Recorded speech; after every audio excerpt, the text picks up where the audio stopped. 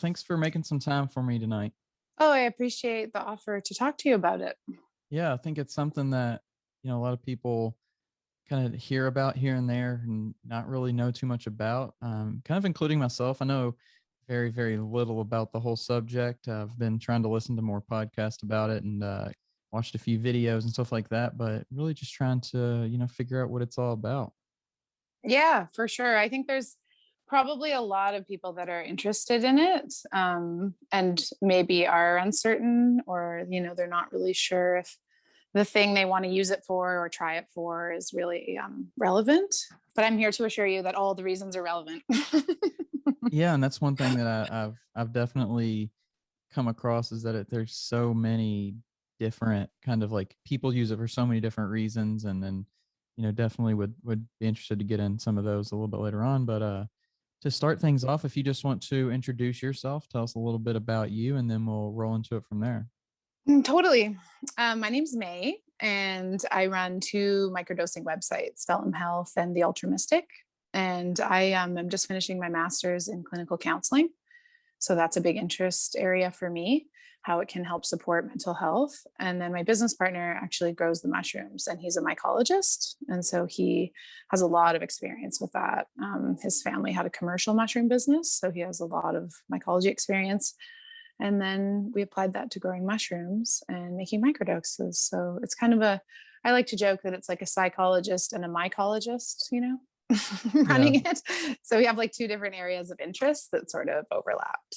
that's cool And to have that. yeah, yeah, But we've been doing that for about 2 years. gotcha. And Mhm. how did that relationship start? Was it a professional at first? Was it friendly at first?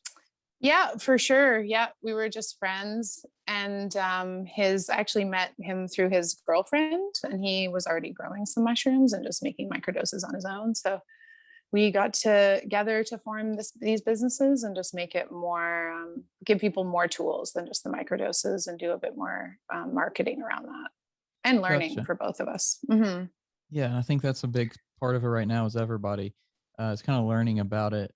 Certainly, there's people that know more than others, but I think people are learning about it kind of as we, learn more about the research, about the, everything coming out about it. It seems is so new compared to, if you look at the history of using just any kind of any kind of drug, it seems, especially, the natural drugs, it seems like they've been around in our history for so long, but we're just kind of really starting to figure out about them a little bit more on the scientific level. Yeah, for sure. I think sort of modern culture has two angles. We do have incredible science to understand and analyze plant medicine in a different way, like the genetics and the biology of it and how it can affect us neurologically and things. And then we also live in an era where there's like a lack of meaning for people, And so I think that really microdosing and psychedelic drugs, I think, appeal to people on a bunch of different levels, like medical purposes, and then also to kind of like experience a sort of deeper contact with life and things like that. Yeah, one thing I heard today, it was really interesting, and I've heard it before, but today it really made sense more, the meaning behind it, the actual what they were saying, and it was talking about how it can take you from your default, I think is what it was, how it can kind of like, Mhm. you know, I guess, and tell me if I'm wrong, but your default's kind of like the way that you react, the way that you respond to things in your environment. It's kind of like the who you are, and it can kind of like help you form something a little bit different and more, suitable, or something that you're aiming for. I think that's a really great analysis, actually, of what it can do. It's basically like we are engaged in a lot of sort of unconscious behavior patterns, and it can be very difficult to change behavior patterns and thoughts and feelings, even the thoughts and feelings that are repetitive or unwanted and kind of underlie those behaviors. And I do find that what microdosing in particular allows you to do is be a lot more intentional about where your like perception and where your attention is really being directed. So instead of just feeling like bombarded by thoughts that you can't really control, or repetitive thoughts that are hurtful, or cause us to be sad, which is not bad, being sad is good too, but we just have more intentionality with where our attention is. And that inevitably affects the kind of like life choices that we make and the kind of relationships we have. The more that we're sort of moving towards positive experiences, or we can break out of repetitive thought patterns, usually the happier we are. So that's definitely what I would say it does. So before we get too deep into kind of this discussion and conversation, explain to us a little bit about what microdosing actually is, because I think there's a little bit of confusion on that. For sure. So microdosing is considered to be doing a sub-perceptual amount of psychedelics, essentially, in the context that we're talking about it. So that's 0.03 grams to sort of 0.05 grams, essentially, depending on a lot of factors affect microdosing: your body mass, your metabolism, whether or not you consume cannabis, alcohol, other pharmaceutical drugs, etc. So microdosing is considered to just be a sub-perceptual amount that doesn't interfere with your day and allows you to continue as you would normally engaging in any kind of activity. Gotcha. So is it something that you do daily, and is it something that kind of that is almost like you don't fully feel that you've taken this, like it's almost you're unaware and it's shaping you from the inside, with sometimes like a little bit without your perception of it happening? Very much. That's what subperceptual is. Most protocols recommend not doing it every single day. And the reason for that is pretty interesting, actually. It's like on the day that you microdose, you can actually forget that you even took one. It can be that invisible. And you may just notice like a feeling of happiness or lightness or brightness that you don't attribute to the microdose necessarily. But the day after is often when we find that people have awarenesses or certain different understandings, or a connection between two ideas will come. And so the day that you don't eat the microdose is an opportunity for, they call that an integration day. And so it's an opportunity to sort of process all the realizations that you may have had, or that feeling that you experienced, or that thought that came up. So we recommend, unless you are trying to address really severe depressive symptoms, we recommend waiting 1 day in between doses. So Gotcha. even 2 days. Yeah. So you could do 1 day on, 1 day off, or 1 day on, 2 days off. It And is depends. that something that is, and I guess it could be per person, but is that something that you would do, take that in the morning, or was there any benefit to taking it at night and letting it kind of like soak in, or whatever you want to call it, during the night, and then waking up with it? Like, is there any benefit either way? It's really interesting, actually. Initially, we advise people to take it in the morning, in case they got like energized from it, or, the effects, whatever effects, however minimal, would have worn off by sleep. But recently, we've actually been finding out about some clients who are actually using it with ones with traumatic head injuries and memory loss and dementia and things like that. And they take the very lowest dose that we offer of 50 milligrams, and they actually take it pretty close to sleep. The process that microdosing is supposed to activate in your brain is called neurogenesis, which is the formation of new neurons, which is I'm pretty sure, I don't think very many things can do that for the human brain. So combining that with sleep, and then also with lion's mane or other brain cognitive building supplements, I think that people are having some success with that. I don't think there's any science behind it yet. It hasn't been studied, but anecdotally, we are hearing that people are finding that to be useful. You talked about kind of like having that period to where you kind of reflect on it and do that kind of thing. Is it beneficial to go into something like that before you take it with a specific mindset, or is it just kind of is it going to do its thing either way? It's going to amplify whatever's there. If you're feeling really down and there's a lot of emotionality and there's a lot of intense emotions, those are going to come to the surface. Yeah, it's not like some magic pill that's going to make feelings like that go away, but it also increases our capacity to be with those feelings and actually have them move through us instead of getting stuck. So that could even be beneficial. I hope that answers your question. Yeah, that definitely makes sense. I think from what I gather, it kind of it makes what's going on a little bit more obvious. And I think that's really beneficial, especially now when everything is trying to grab our attention, and we're always busy, or we're always trying to be on social media or watch Netflix or do this and that. And I feel like we have very little time as a society to just like calm down and actually think about things, and especially our own, how we feel. And I think that's, so from what you're saying, it sounds like it gives you that opportunity to actually kind of dig into yourself a little bit. Yeah, it's absolutely an opportunity for greater contact with self. And that relationship that we have with ourselves, I agree completely that there are a lot of distractions, in modern culture, to the point where a lot of us even feel uncomfortable being with that inner space. And I do think that microdosing, and to some degree macrodosing for some people, can increase that awareness, absolutely, of that kind of relationship with self and with our inner emotional world.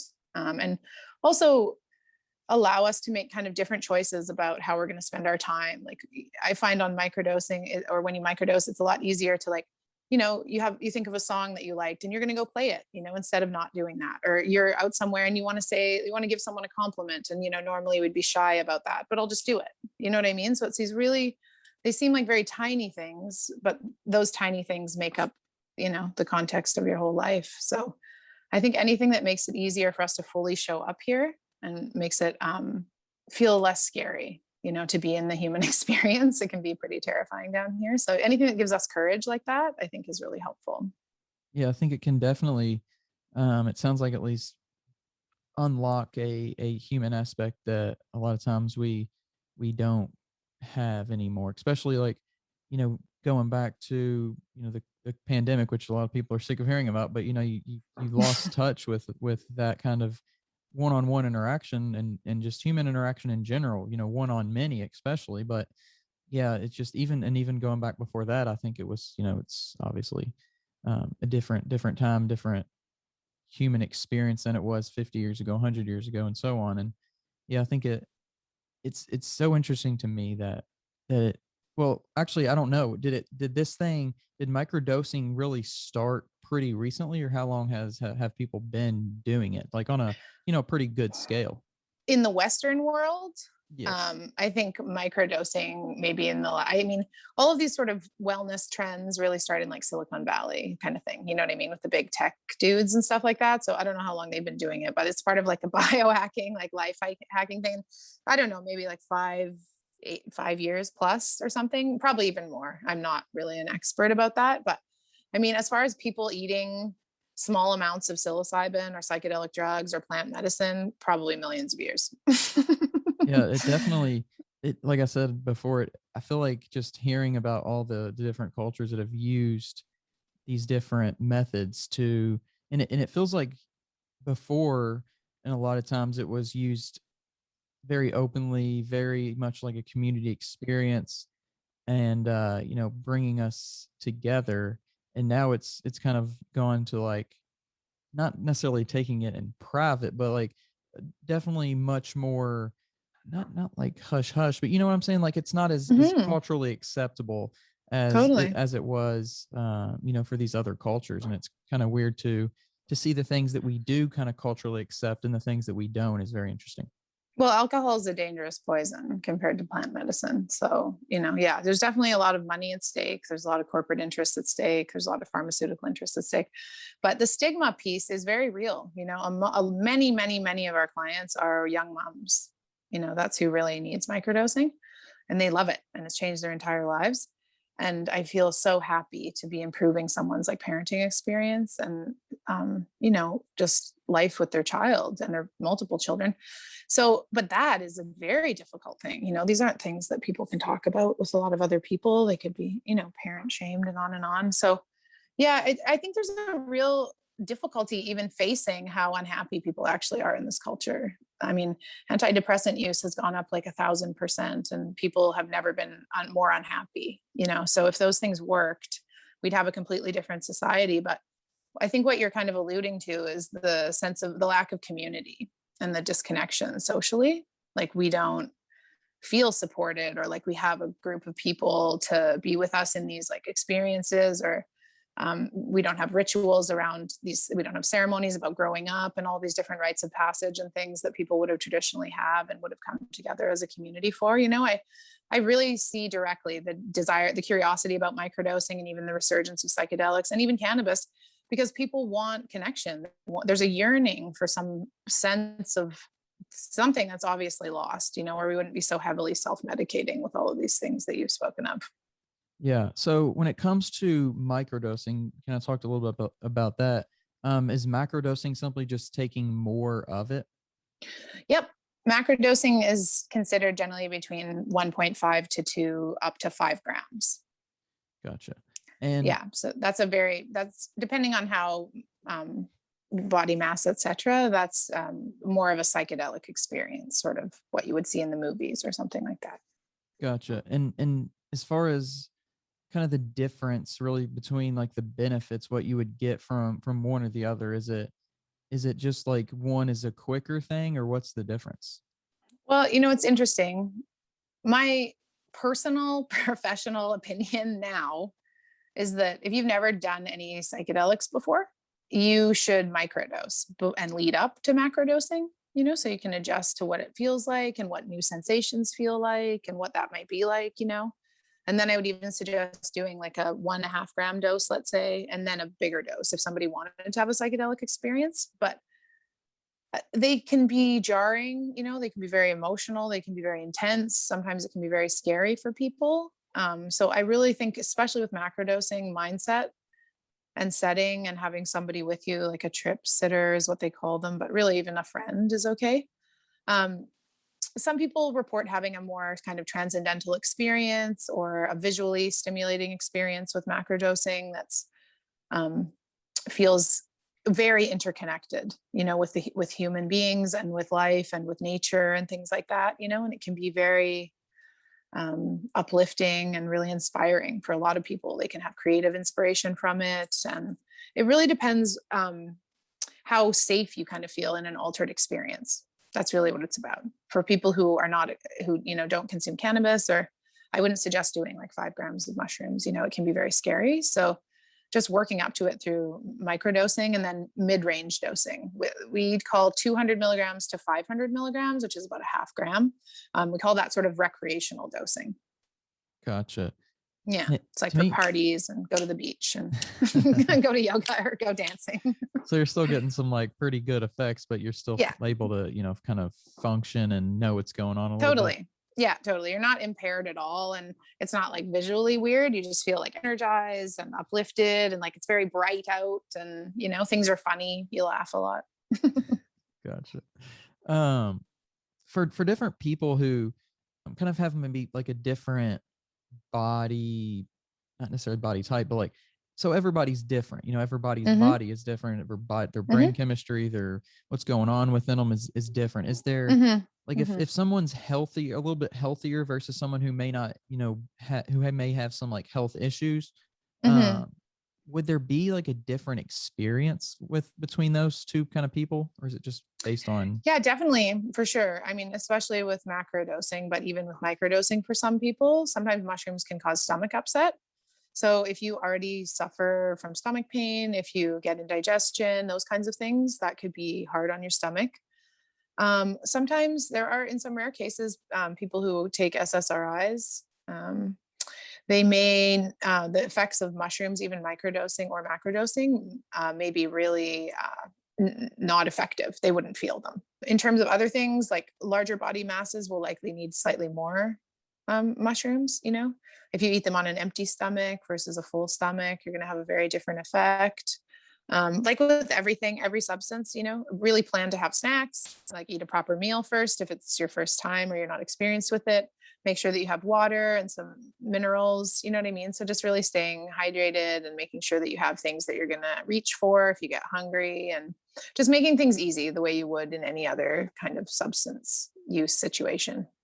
Gotcha. And it's, to me, it's so weird to think about just like these normal looking things, and whether it be, a mushroom or just another plant, if you're thinking of like marijuana or you're thinking of whatever it is, it doesn't matter.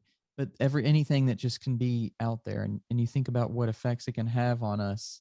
I think it'd be so interesting to be able to like go back and see an experience like the first person that ever experienced this kind of thing, and what they told everybody that was going on like with them. I can't imagine what other people would think about that kind of experience. It would be, Yeah, I mean, pretty magical, I think. Like a gift from the divine, pretty much. yeah, it's interesting Yeah. because did you say that? Because I think that's one of the things where a lot of people think, that's where a lot of, religious things come from is from these type of experiences, and they kind of Hmm. get translated into, I saw the face of God, or I saw this, I Hmm. experienced that. Well, I guess, do you think it's something that everyone should experience, or if they want to, should experience? Like, is there a certain person Yeah. that maybe shouldn't? Yeah, there is. People who are genetically predisposed towards schizophrenia or severe mental illness, I think it's important to be cautious in that situation. Gotcha. Very much. Yeah. Um, and, that's obviously an individual decision, a personal decision. But I think it's really important that people are informed about that in particular.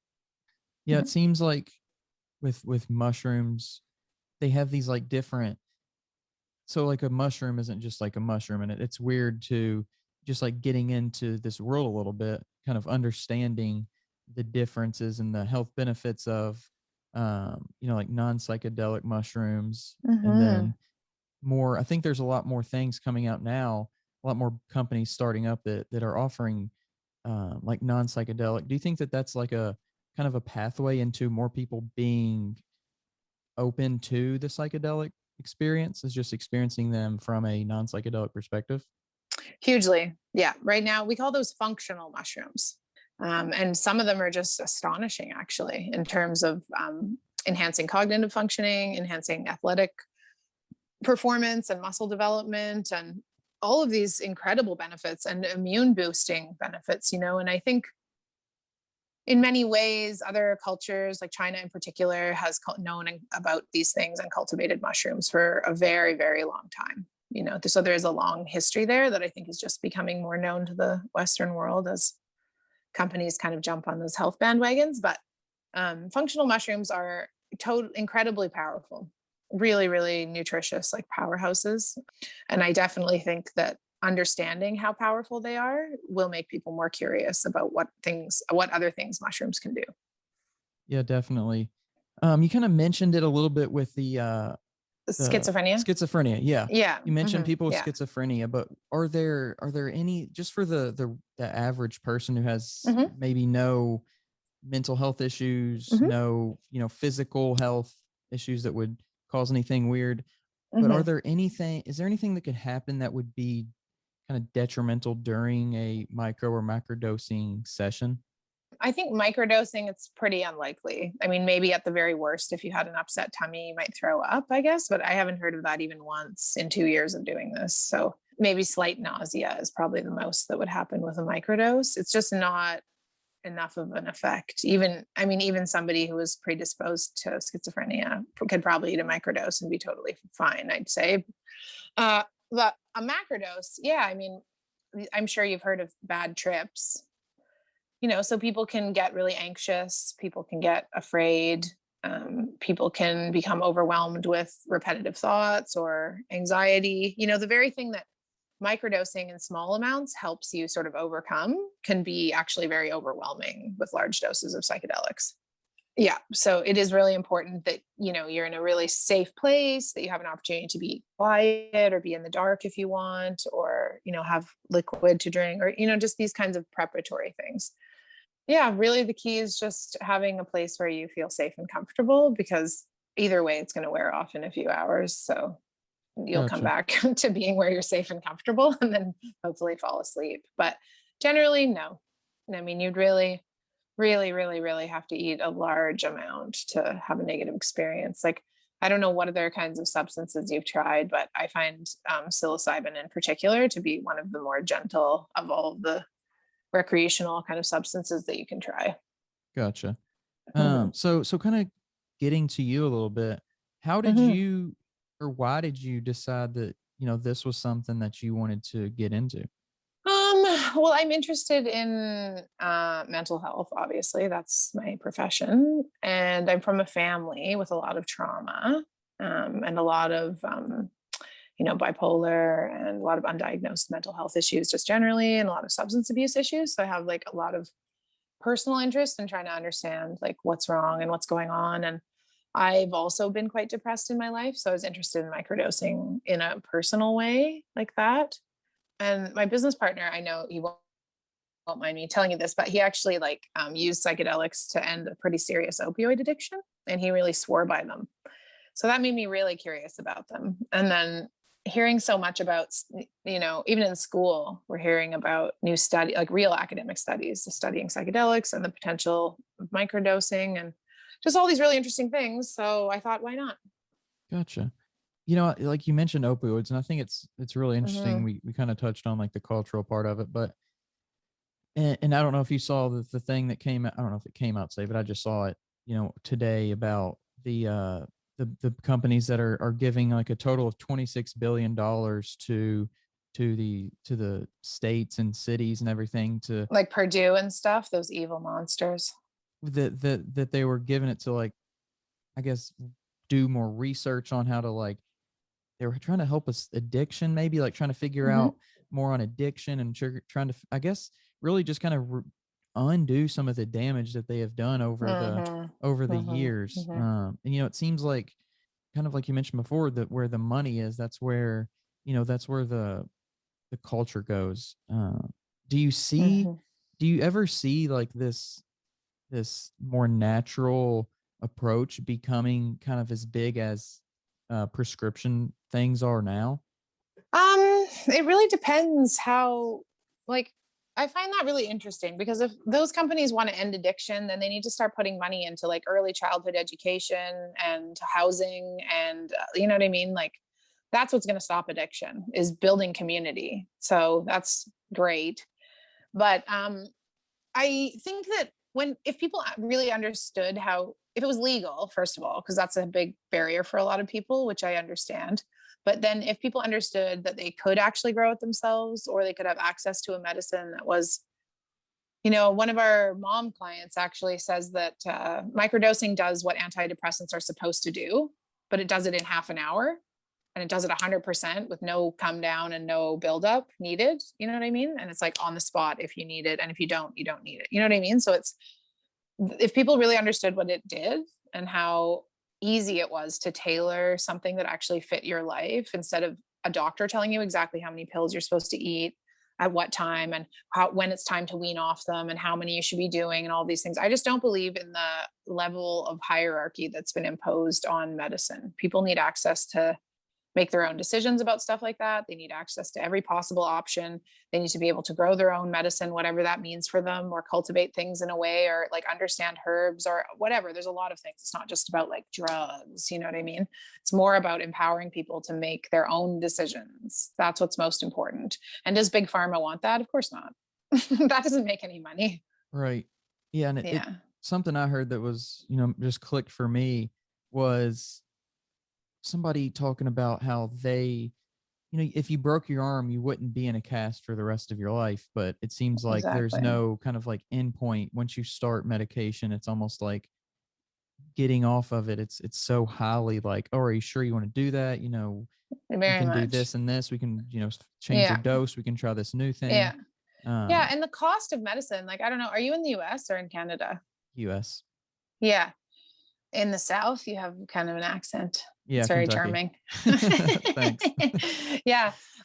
Yeah, because like, I'm sorry, like your government doesn't subsidize drugs. So that medicine, like life-saving medicine, you know what I mean? Like I cry, like reading stories about people dying because they can't even get like diabetes, like insulin and shit. Like that's just awful, like awful, and not that mushrooms are a replacement for those kinds of drugs, but I don't agree with some people having so much money, and all the medicine and all the everything, and then some people having none and just not having equitable systems. I don't agree with it. I'm from a country with socialized medicine. So with better education on health, we could just keep people from even being in this situation a lot of times where they need these prescription drugs. But absolutely. Preventative medicine is everything. If you look at countries that have low levels of chronic illness, though they have like school lunch programs and breakfast programs, and they have socialized Medicare, and they have socialized dental care, and they have preschool, like free preschool, and just all these ways that people need a lot of things to make healthy choices. They need access to those food. They need understanding of what health means. They need a time to cook and prepare that food. They need to, what I mean, work with their children's dietary issues. Like, I feel like that's a lot of what's not kind of available to people anymore. People don't have time to even like learn about it, or, I mean, there's just such a wealth disparity. The thing that really doesn't make sense to me is the nutrition side of things. We subsidize these foods that are really, really unhealthy for us. Why is it so much cheaper to buy these unhealthy foods than it is to get something that's good for you? I think at some point you have to look at it and go, was the intention good to start with? And if so, like, that's okay, but why haven't we made any changes to what we actually understand now? No, it's so true. It's so true. Subsidizing like corn and wheat industries and the sugar industry and the dairy industry. No, it's so true. And like, these are really tough questions with really hard solutions, but I feel like if it's possible, I mean, it's not viable for a lot of people, but returning like food production back to small communities, and, enabling and encouraging people to grow food and be more connected to their food supply and stuff like that is an important way. But I know that's just unrealistic for a lot of people. Like, people are in the subsistence living, a lot of them, it's really tough. Yeah. And then even if it, if everybody got on board with that, I think it would just simply be tough from the aspect of the system that we set up. Like, nobody wants to give up the power of having control over 325 million people, or whatever it is here in the Totally. US. Like, Totally. For it's sure. it's a lot less power when you're only, in control of, 10,000 people, 5,000 people. You Yeah. don't, it's which I think just in my personal opinion, and kind of the stuff that I've been educated on, we're meant to live in these small communities, these small tribes, to where 100%. we take care of, and that's, I think, where the community really shows up best. Yeah, I totally agree. Could not agree more. There's some really interesting research. I can't remember the exact number right now, but I thought it was like 700 people was the number. Gotcha. They've actually Yeah. done studies, and I think it was like 500 or 700 people. And that was like the most amount of people that can really live together and still like coexist and like be supportive or whatever. And it's fine to have like other communities that are adjacent, but just having that level of control there. Yeah, I think it breeds alienation. Like, city life is very ruthless. It's very relentless. And it alienates people who are living like I think in a lot of ways, like a healthier lifestyle. So it's tough. Do you live in a rural or an urban area? Urban. I mean, it's not in New York City or anything, but it's big enough to where It's urban. Yeah. Yeah. That's people for sure, but And not like a giant city. Right. Yeah.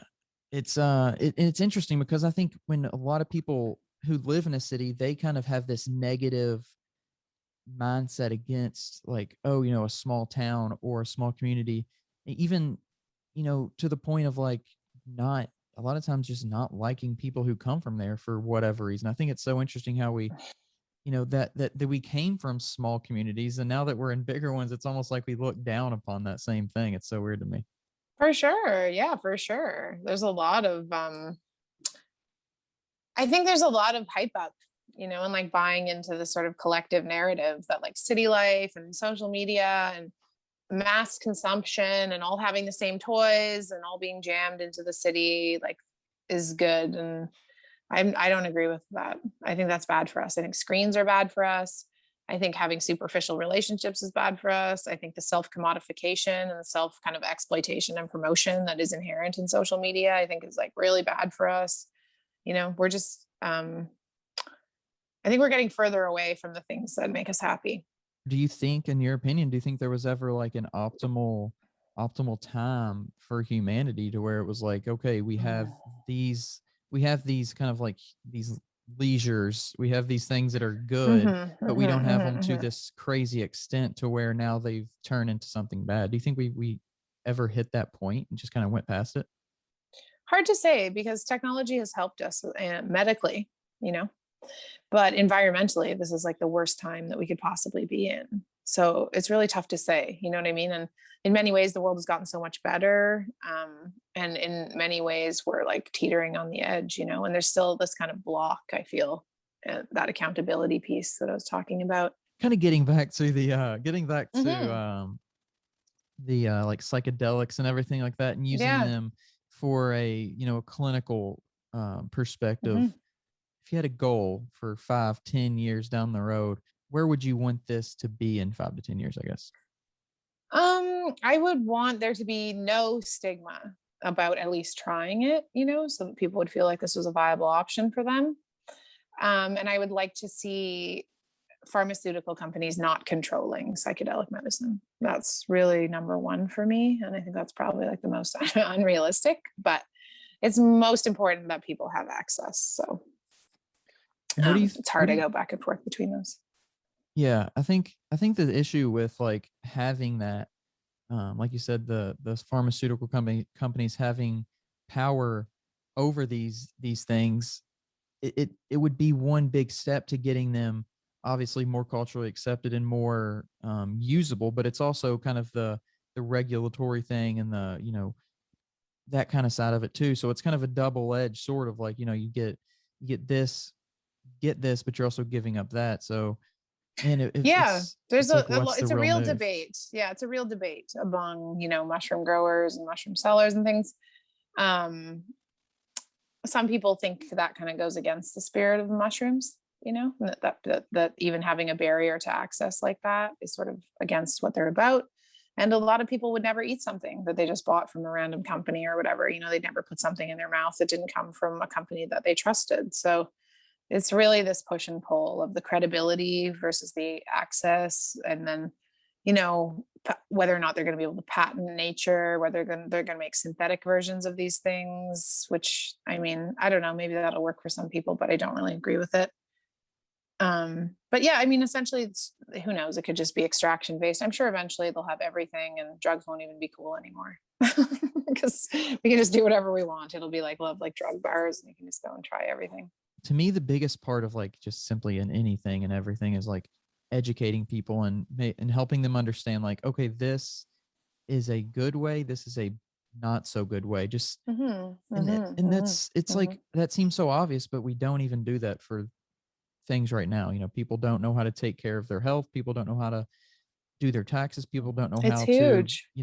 manage their money or buy a house or do any of these simple things. Totally. So I think Yeah. when it comes to anything, I think just educating people is, step one.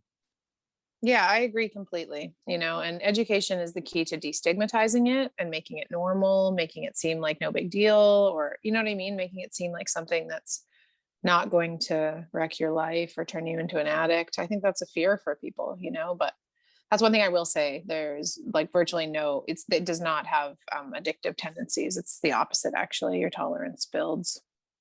Yeah, and it's so cool because I think there's a lot more, not just research, but people coming out and talking about their experiences with it. Yeah. Oh, yeah. Way Books more. and podcasts Yeah. and Yeah. videos and all these different Yeah. things that, And celebrities, you know, Gwyneth yeah, Paltrow and Chelsea Handler, and I think even some of those weed dudes like Seth Rogen and you know, some comedians and stuff.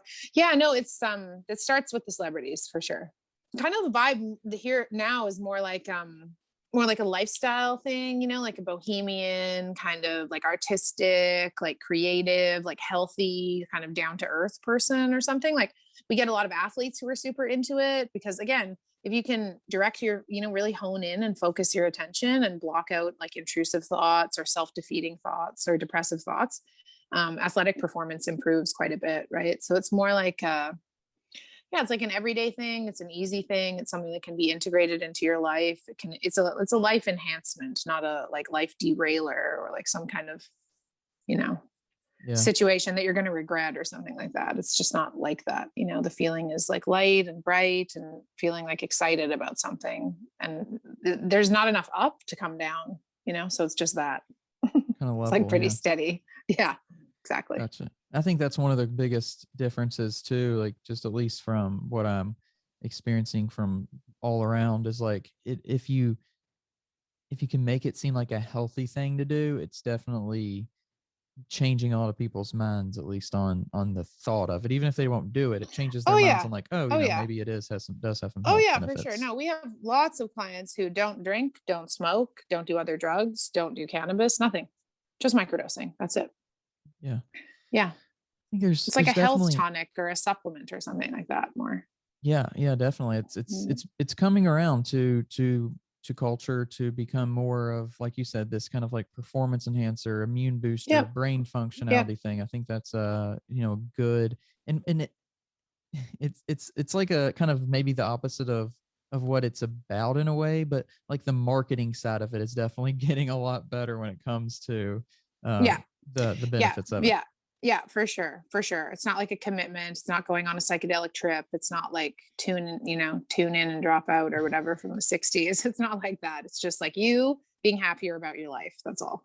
Yeah, I think it's really cool. So I appreciate you coming on the podcast today and just sharing a little bit about, microdosing and psychedelics and all these things that seem to be people have a lot of questions about. And I think, or at least I Totally. hope we answered a few of those questions. That's awesome. I really appreciate you taking the time and the opportunity to talk about microdosing. I'm super hyped on it. And if you get any questions or think of any other questions, I'd love to chat with you again.